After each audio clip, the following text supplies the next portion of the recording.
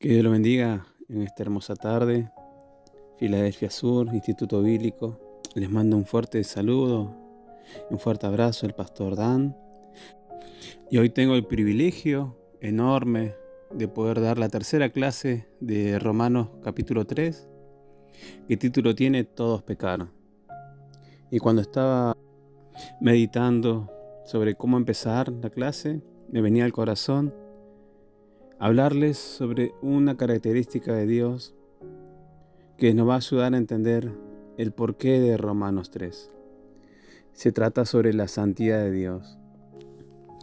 Y me venía al corazón lo que dice en Apocalipsis capítulo 15, versículo 4. ¿Quién no te temerá, oh Señor, y glorificará tu nombre? Pues solo tú eres santo. Eso nos dice que solo Él es independiente, infinitamente e inmutablemente santo. En las Escrituras se le llama santo, y lo es porque la santidad es la suma de toda la excelencia moral que se encuentra. Él es la pureza absoluta y sin mancha, y sin sombra de pecado. Dios es luz y no hay ninguna tinieblas en Él. Eso dice 1 de Juan, capítulo 1, versículo 5. Y Habacuc, capítulo 1, versículo 13. Muy limpio eres de ojos para ver el mal, ni puedes ver el agravio. Solo al que es la pureza absoluta y sin mancha y sin sombra de pecado se lo podría describir desde una forma simple, ¿no? Podríamos escribir así. El poder de Dios es la mano o el brazo de Dios. La omnisciencia es su ojo y la misericordia sus entrañas. La eternidad es su duración, pero la santidad es su belleza. Porque siempre todo aquel que ha podido ser libre y ha podido recibir esa santidad que viene a través de aceptar esa cruz, aquel que ha venido muy manchado, muy lastimado y ha tenido que perdonar muchas cosas y también recibir el perdón de Dios, puede entender que la belleza de Dios no solo radica en su poder y en su misericordia, sino en su santidad. La santidad de Dios es la belleza, es la hermosura. Por eso en el trono se celebra no el poder, no se celebra su eternidad, se celebra su santidad, porque los serafines dicen, cantan o claman, Santo, Santo, Santo, Jehová de los ejércitos. Toda la tierra está llena de tu gloria. Eso se ve en Isaías capítulo 6, versículo 3. Y en el material empieza el estudio, ¿no? Dice, todos pecaron. Y eso está en Romanos 3, versículo 23. Por cuanto todos pecaron, están destituidos de la gloria de Dios. Y la palabra pecaron, o pecar del hebreo, se escribe katá, K-H-A-T-A. Y tiene un significado muy simple, es fallar o errar al blanco. Y eso podemos encontrar en distintas citas. Está en Jueces, capítulo 20, versículo 16, dice, de toda aquella gente había 600 hombres escogidos que eran zurdos, todos los cuales tiraban una piedra con la honda a un cabello y no erraban. Ahí la palabra katá habla de no errar o fallar. De igual modo, en Proverbios capítulo 19, versículo 2 dice, el alma sin ciencia no es buena, y aquel que se apresura con los pies peca. O en este caso, en el contexto de la palabra es errar. Aquel que se equivoca o se apresura con los pies se pierde. Entonces podemos ver primeramente que los judíos, cuando recibieron la ley, pudieron confrontar con ellos mismos que habían errado, porque apenas recibieron los mandamientos, como el estudio anterior que se trató de los 10 mandamientos. Los primeros 5 mandamientos nos hablan de cómo honrar a Dios, y los últimos 5 mandamientos nos hablan de cómo honrar al prójimo. Y aunque ellos recibieron la ley, fue muy difícil para ellos poder cumplirla. Y a medida que intentaban cumplirla, más se equivocaron. Apenas recibieron la ley, mientras Dios estaba con su dedo, con el dedo de Dios estaba grabando en piedra esas leyes, el pueblo ya había caído en idolatría. Y una vez que es expuesto este pecado, una vez que Moisés baja, solamente el resultado del pecado en el pueblo trae un gran enojo en Moisés. Y de acuerdo a la luz de la Biblia, el pecado no es solamente un concepto o es una mancha. En Génesis capítulo 4, versículo 7 dice: si bien hicieres, no serás enaltecido, y si no hicieres bien, el Catá está a la puerta, y con todo esto, a ti será su deseo, y tú te enseñorearías de él. La Biblia describe al pecado como un animal que está al acecho, como un depredador que está buscando víctimas, buscando a quién contaminar, a quién matar. Y como hemos visto en el estudio anterior, el pecado solamente produce cosas como deseos, y esos impulsos egoístas nos lleva a actuar por nuestro propio beneficio, siempre a costa de los demás. Y como estamos hablando del Nuevo Testamento, la palabra para pecado se llama hamartía, así como suena. Podemos ver que en Romanos 6, versículo 6 dice: sabiendo esto, que nuestro viejo hombre fue crucificado juntamente con él, para que el cuerpo del pecado sea destruido, a fin de que no sirvamos más al pecado. Acá el apóstol Pablo describe al pecado como una fuerza que nos obligaba a hacer lo que no queríamos. Y en otras palabras, éramos esclavos, porque no podíamos decidir, no teníamos la fuerza para oponernos a lo que nos humillaba, nos degradaba de la condición que Dios nos había puesto, que somos hechos a imagen de Él. Pero a causa del pecado, nuestra condición se degradaba a esclavos. Es por eso que los judíos, a pesar de tener la ley, tener los profetas, no pudieron vencer. Y nosotros, los gentiles, del mismo modo, fue mucho peor. Porque si tomamos en cuenta la época de Moisés, la conquista del territorio de Canaán, esas culturas tenían dioses que exigían sacrificios humanos, exigían cosas que a Dios desagradaban profundamente. Sociedades como Sodoma y Gomorra, donde el desenfreno sexual y la corrupción ya se habían desbordado al tal punto que Dios ya no los pudo tolerar más. Vemos que la ley les sirvió para que ellos se enfocaran en tratar de alcanzar, aunque sea a tientas, ¿no? Poder alcanzar el ser libres del pecado, poder vencerlo. Pero realmente nadie lo ha podido, ni judíos, ni gentiles. O sea que si todos pecaron, todos han sido destituidos. Hemos estado en una posición de vulnerabilidad en la cual solamente la intervención divina podía ayudarnos.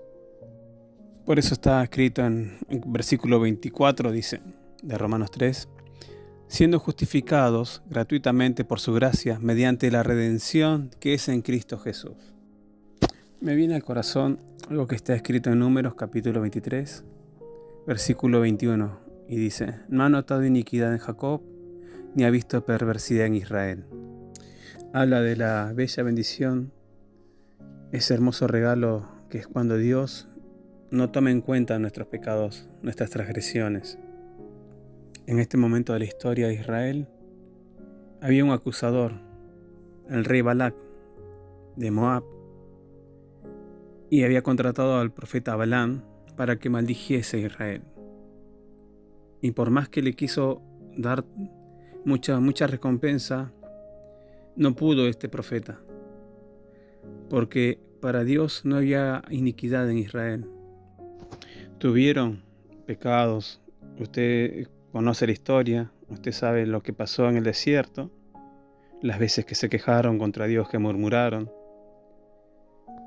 Pero empezamos a ver el principio de la justificación, que es nunca haber pecado, sino el haber pecado, pero que Dios no lo toma en cuenta. Aunque Satanás acuse al creyente, nos acuse, Dios dice: yo no veo ningún pecado. También en el Nuevo Testamento, en San Evangelio de Juan, capítulo 3, versículo 18, dice: el que en él cree no es condenado, pero el que no cree ya ha sido condenado, porque no ha creído en el nombre del unigénito Hijo de Dios. Entonces podemos ver que esto no es nuevo, está tanto en el Antiguo como en el Nuevo Testamento. Y el justificar, recalcamos, que no quiere decir que uno es justo. Lo que quiere decir es que a uno lo declaran justo y lo tratan como tal. A cualquier persona que cree ya no es condenado. Recibe el trato de una persona que nunca cayó, que nunca se apartó. Dios no está tomando en cuenta esos pecados anteriores. De eso es el término justificación. Lo que también nos lleva a hablar sobre la redención. La redención en el griego viene de aporitrosis, que significa liberación efectiva mediante el pago de un rescate. Y esto nos habla del rescate, ese acto supremo de nuestro Salvador Jesucristo, que a través de su sacrificio puede rescatar a la humanidad del pecado y de la condena eterna, reconciliando también a la humanidad con Dios. Pero bueno, aquellos que toman este sacrificio por la fe en Él, reconociendo que Él es el Hijo de Dios, que resucitó de los muertos. Por eso dice en el versículo 25, a quien Dios puso como propiciación por medio de la fe en su sangre, para manifestar su justicia a causa de haber pasado por alto en su paciencia los pecados pasados. Pero esto tiene un costo. Me viene al corazón lo que está en Éxodo, capítulo 29, versículo 9. Dice: le ceñirás el cinto a Aarón y a sus hijos, y les atarás las tiaras, y tendrán el sacerdocio por derecho perpetuo. Así consagrarás a Aarón y a sus hijos. Después llevarás el becerro delante del tabernáculo de reunión, y Aarón y sus hijos pondrán sus manos sobre la cabeza del becerro, y matarás el becerro delante de Jehová, a la puerta del tabernáculo de reunión. En este punto de la historia, Aarón y sus hijos eran consagrados, y se les empezaba a dar las vestiduras, empezaban a servir, y simbólicamente al poner sus manos sobre ese becerro, le traspasaban todos sus pecados, y alguien tenía que pagar, y en este caso era el becerro, que simbolizaba lo que iba a ser nuestro Salvador Jesucristo, que también está en Isaías 53, que siempre se anuncia. Y esto nos lleva a hablar de una característica que siempre se toca, una característica del carácter divino del Señor, la gracia. Y en el material dice, Charis, que significa favor, bondad o amabilidad. Y puede verse que es un favor que es ejercido sobre aquello que no tenemos mérito para recibirlo. Y por dichas bendiciones tampoco se nos exige una compensación. Es más, se puede decir que es un favor que se le da a aquellos que son indignos y merecedores del infierno. La gracia es completamente inmerecida, y los que la reciben nunca la han buscado. Y no es porque Dios se sienta atraído por nada, por la persona que la recibe. No puede ser comprada, no se adquiere, tampoco es ganado por nadie, porque de lo contrario ya dejaría de ser gracia. Dejamos claro que cuando es por gracia, la persona que lo recibe no tiene derecho a reclamarla de ninguna forma, porque no es una deuda que tenía que reclamarla. La gracia se da por pura caridad, sin haberla pedido o siquiera haberla deseado. Efesios 2, versículos 8 y 9 dice: Porque por gracia sois salvos por medio de la fe, y esto no de vosotros, pues es don de Dios, no por obras, para que nadie se gloríe. Ejemplo, tenemos a los dos malhechores que fueron crucificados al lado de Jesús. Uno se burlaba, estando en la misma condición, pero el otro aceptó por fe al reconocer que Jesucristo era Rey y soberano, de cuando les dice: acuérdate de mí cuando estés en tu reino. Este hombre seguramente merecía estar ahí, merecía la muerte por sus maldades, y él mismo lo reconoce. Pero a través de la fe en Cristo Jesús, él obtuvo la gracia, el poder estar en un lugar donde solo aquellos que han honrado y han vivido una vida santa han podido llegar. Esto se encuentra en Lucas capítulo 23, versículo 43. ¿Qué más podemos añadir al concepto? Salvo que la gracia primero es eterna, porque fue planeada y después se ejerció y tenía un propósito antes de ser impartida. Porque dice: ¿quién nos salvó y llamó con llamamiento santo? No conforme a nuestras obras, sino según el propósito suyo y la gracia que nos fue dada en Cristo Jesús antes de los tiempos de los siglos.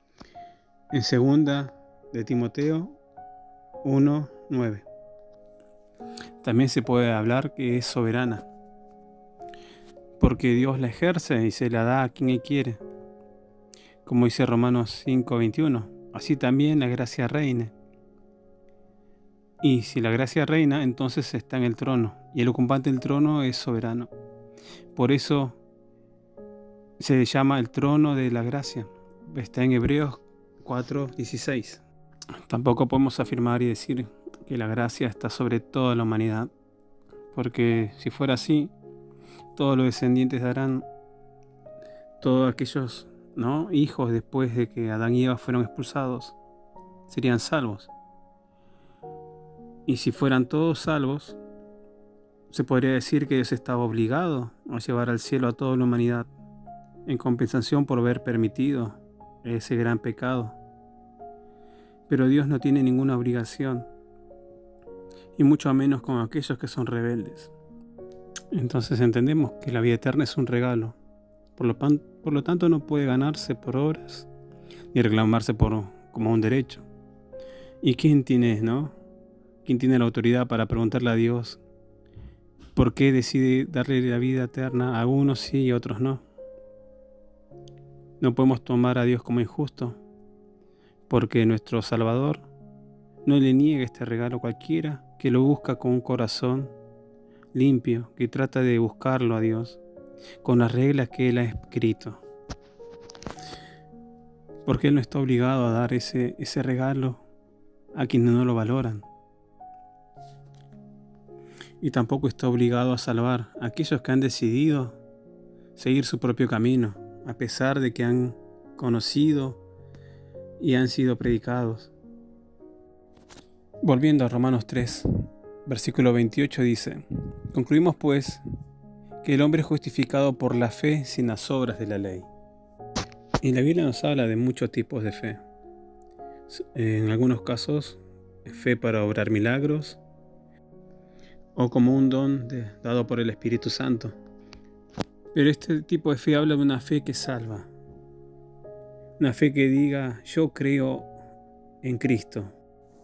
Y lo podemos encontrar en la primera carta de Juan, capítulo 5, versículo 1. Dice: todo aquel que cree en Jesús, que Jesús es el Cristo, es nacido de Dios. Ahí podemos hablar de un consentimiento intelectual. Pero después tiene uno que apropiarse, ahora no es solo yo creo en mi mente. Ahora uno tiene que decir yo acepto a Cristo. Porque dice en San Juan 6:35, Jesús les dijo, yo soy el pan de vida, el que a mí viene nunca tendrá hambre, y el que en mí cree no tendrá sed jamás.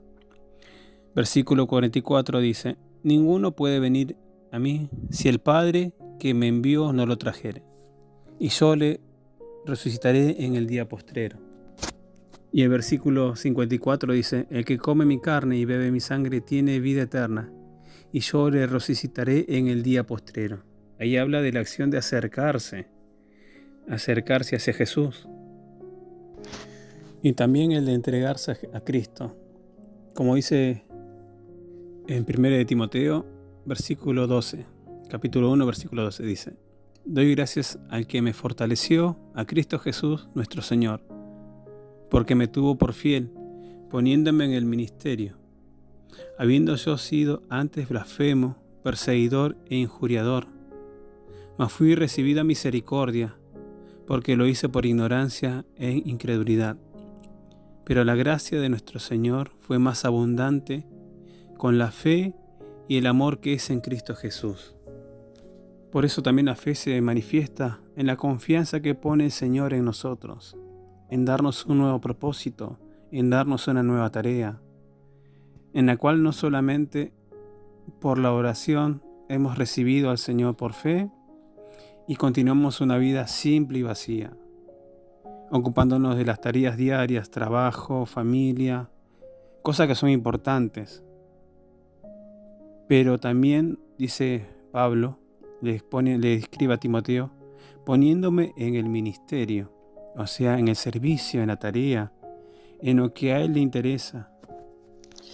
Y es por eso que nuestro amado Salvador, al final de Romanos, nos lleva a que no hay ninguna distinción entre el judío y el gentil, el circuncidado y el que no ha sido circuncidado en la carne, en que todos procedamos a una fe que no solo nos haga reconocer a Cristo Jesús, sino aceptar también ese llamado al ministerio, al trabajo, que podamos transmitir y podamos contagiar esa fe que motivó a tantos discípulos en la primera iglesia a unirse en un solo corazón, en un solo espíritu, compartiendo todas las cosas y sobre todo proclamando el Evangelio en todas direcciones.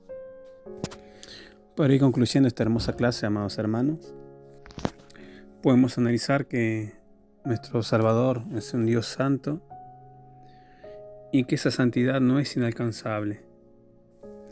Es un Dios que trabaja activamente, el Padre, el Hijo y el Espíritu Santo, porque está escrito en San Juan, capítulo 16, versículo 7, pero yo os digo la verdad, os conviene que yo me vaya, porque si no me fuera, el Consolador no vendría a vosotros, mas si me fuere, os lo enviaré. Y cuando Él venga, convencerá al mundo de pecado, de justicia y de juicio. De pecado, por cuanto no creen en mí.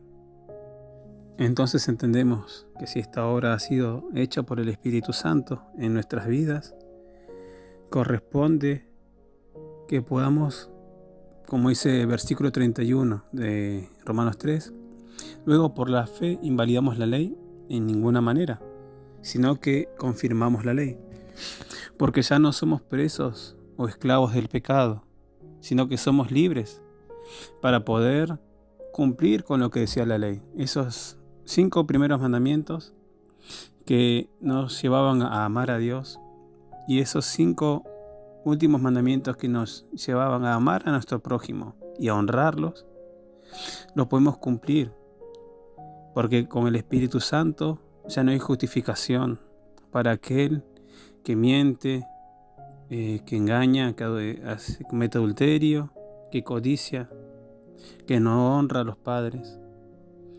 Y también aquel que tiene un corazón dividido, donde no solamente adora a Dios, sino que adora otros dioses. Por ejemplo, el exceso de trabajo, el exceso tal vez de la obra, de tal vez querer cumplir con Dios y descuida la oración, descuida la comunión diaria, o descuida el ser ejemplo de sus hermanos, en descuida el orar por los demás, ya teniendo al Espíritu Santo no hay justificación. Por eso, con la fe que tenemos a través de Cristo Jesús, ya no tenemos excusa para no cumplir con lo que estaba escrito en la ley, sino que no cuesta cumplir la ley, porque ya la obra es por gracia. Es una obra hecha y ya somos libres. Y esa es la señal, y esa es la prueba de que si realmente somos libres, no nos tiene que costar cumplir con lo que está escrito. Como dijo Jesús, amarás al Señor tu Dios con todo tu corazón, con toda tu alma, con toda tu mente, y a tu prójimo como a ti mismo. Eso está en San Marcos, capítulo 12, versículo 28 al 31. Y también nos recalca en San Juan, capítulo 15, versículo 17. Esto os mando, que os améis unos a otros. Así que, querida Instituto Filadelfia, les mando un fuerte abrazo. Les mando saludos desde Quilmes. Un abrazo grande, que Dios los siga bendiciendo grandemente.